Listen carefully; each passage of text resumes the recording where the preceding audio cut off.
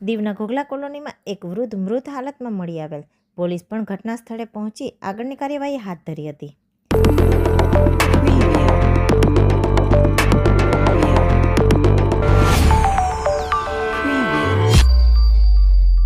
કેન્દ્રશાસિત પ્રદેશ દીવના ઘોઘલા ખાતે ગઈકાલે કોલોની વિસ્તારમાં એક વૃદ્ધ મૃત હાલતમાં તેના ઘરના બહાર ઓટલા પર મળી આવેલ.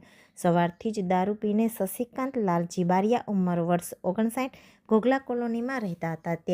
તે તેમના ઘરના ઓટલા પર સૂતા હતા. સાંજે તેમના પડોશીએ તેમને ઉઠાડવાની કોશિશ કરી, પરંતુ તે નહીં ઉઠતા તેમના પરિવારને જાણ કરવામાં આવી હતી અને તેમને દીવ સરકારી હોસ્પિટલ ખાતે ખસેડવામાં આવ્યા, જ્યાં ફરજ પરના ડોક્ટરે તેમને મૃત ઘોષિત કર્યા હતા. પોલીસને જાણ થતાં પોલીસ પણ સરકારી હોસ્પિટલ પહોંચી અને આગળની કાર્યવાહી હાથ ધરી હતી.